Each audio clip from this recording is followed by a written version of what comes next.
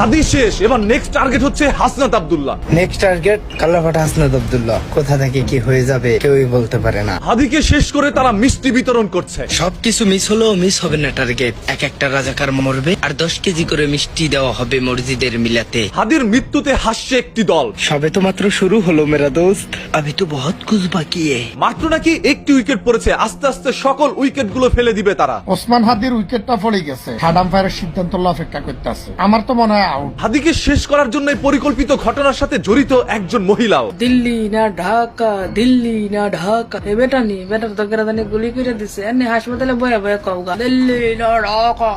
হাদির এই অবস্থায় কোন সাধারণ মানুষ হাসতে পারে না, হাসতে পারে রাজনীতিবিদরা। এই হাদি কারো কাছে যোদ্ধা, এই জুলাই যুদ্ধটা আবার কারো কাছে এই হাদি রাজাকার। এক একটা রাজাকার মরবে। হাদি হইতে চায় নাই এই দেশের সরকার, হাদি অন্যায়ের বিরুদ্ধে লড়তে চেয়েছে বারবার। খুনিয়াসিনা বাইচে আছে কিনা আমরা নিশ্চিত না। বাংলাদেশের জমিনে তার কোনো কবর হতে দেয়া হবে না। দিল্লিতে মহিলা গেলে দিল্লির শ্মশানে তার ছাই উড়াই দিতে হবে। 54 বছরে পেয়েছিলাম আমরা একটি হাদি, আজ তাকে হারিয়ে পুরো নিঃশেষ এই জাতি। শুধু আমাদেরকে যদি কেউ গুলি করে মেরে ফেলে তাকে যেন ধরে বিচার করা হয়। কেন হাদির জীবন গেল? আমার মনে হয় আইন শৃঙ্খলা রক্ষাকারী বাহিনী চাচ্ছে যে ভারত থেকে প্রশিক্ষণ নিয়ে আসা গুন্ডা পান্ডা আমাদের জুলাই যোদ্ধাদেরকে নিহত করবে, তাদের উপর আক্রমণ করবে, আবার নিরাপদে চিটাগাং সিলেট সীমান্ত দিয়ে পার না হওয়া পর্যন্ত আমাদেরকে গ্রেফতার করে আপনাদেরকে একটা বুঝ দিবে যে তারা পার হয়ে যায়, তারপরে হয়তো ওই আপনাদেরকে ডেকে বলবে ব্যাপারটা এরকম না, আমরাই জড়িত ছিলাম। কারণ এই হাদি ভারতের বিরুদ্ধে কথা বলেছিল।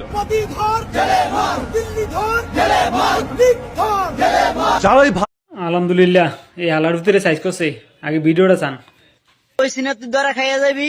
ঠিক জুলকার নাইম আমাকে গত 2 দিন থেকে হুমকি দিতেছে, আমাকে গুম করে ফেলাইবো এমন কিছু বলছে। আমি এটা মনে করছি যে হয়তো সে ফোনের মাধ্যমে এইসব বলে। সো আজকে কিছুক্ষণ আগে আবার উপরে আক্রমণ হয়। সো সে 18 জন লোক পাঠাইছে আবার গুম করার জন্য, আমার গুম করে ফেলাইবো। আজকের মতো আমি বেঁচে গেছি, এটা সত্যি, আজকের মতো আমি বেঁচে গেছি, আবার জীবন এখনো আছে। সো আবার প্রত্যেকটা জায়গায় তার আঘাত কইরা গেছে। তো আমি একটি কথাই বলতে চাই আপনাদের কাছে, যদি আমার কিছু হয়ে যায়, যদি আমাকে আর খুঁজে না পান, আমাকে আর দেখতে না পান, তাইলে আপনারা ওই আল জিনজিরা সাংবাদিক জুলকার নাইমকে ধরবেন, তাইলে আমার সন্ধান পাবেন। কারণ সে বারবার এই 2 দিন ধরে আমার বারবার হুমকি দিছে, অনেক কিছু বলছে, ঠিক আছে। আবার প্রত্যেকটা জায়গায় আপনারা দেখেন দেখা আছে আমার উপরে আজকে অনেক অত্যাচার হয়েছে।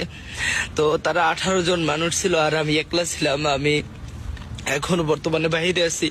তো আমি জানি না আমার অপরাধ, আমার কি কারণে এমন করতেছে আমার সাথে। আমি সম্ভবত এতটুকু জানি সে জামাত শিবিরের